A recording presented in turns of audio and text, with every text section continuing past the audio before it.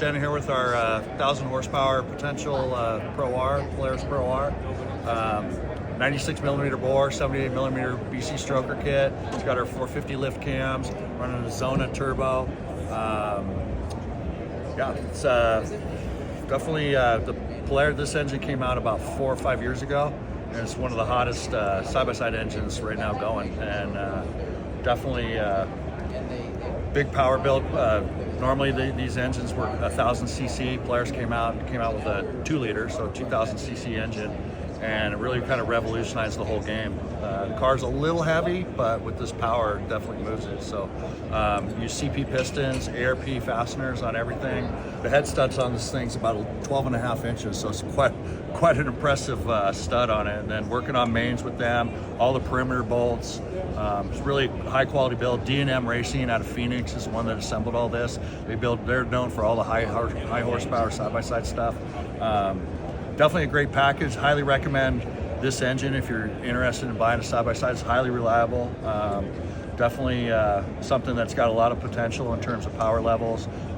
It comes NA from the factory, but they're also working on a forced induction turbo version that's actually going to use Garrett turbochargers, Garrett Motion for the OE turbocharger. So Polaris is really stepping up their game in terms of the power game, and it's good to see from an aftermarket standpoint. So I'm really happy with this development, how it's definitely revolutionized the side-by-side market in terms of power and performance and things like that. Okay, right on. Is this for a drag racing application then? This, 1,000 horsepower is definitely a drag-only application, whether it's sand drags or asphalt drags. Definitely too much power for like a dune car. Typically, like at Glamis and things like that, anything above 300 horsepower is probably too much power just for the bloops and just all the traffic that's out there. And, you can get on it in certain areas, but 1,000 horsepower is pretty, and there's also the CVT, so that's always a consideration with the belt.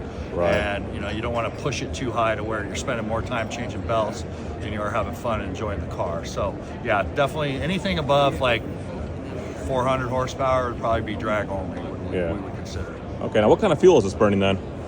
This one's on like a VP 110. Yeah. Okay. Or occasionally, like they're moving to E85 as a popular fuel. There's just a lot of modifications and tuning involved. Something like this to make this much power is an E85 build, but a lot of it's race gas. A lot of the community runs pump gas, which creates issues in terms of detonation and tuning and things like that. But real world guys understand it's just hard to, E85, there's no pumps with E85 out in the dunes. So, you got to bring your own cans and do all that game. But fuel's definitely important. It runs injector dynamics, 2700 cc injectors.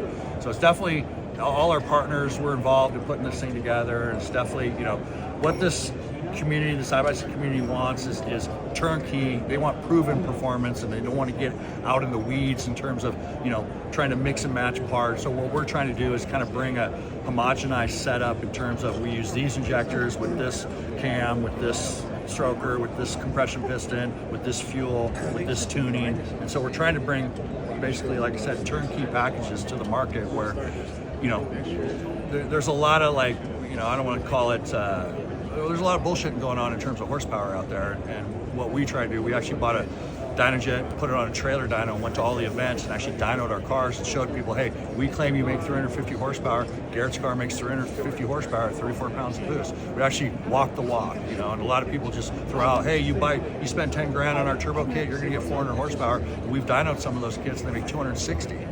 So we want to, if we promise 300 horsepower, I want to give you 320. I want to give you more than what we told you were going to get.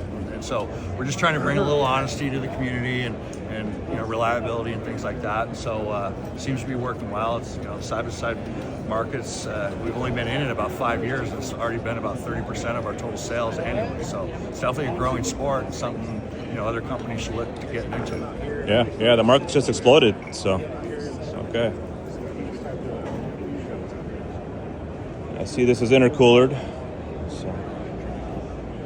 PR Billet Manifold, he's a good partner of ours, does really good fab work.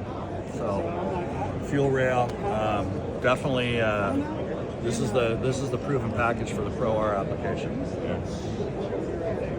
Okay, very cool. Thank you, Brian. Thanks, Sean. Appreciate it. Yep.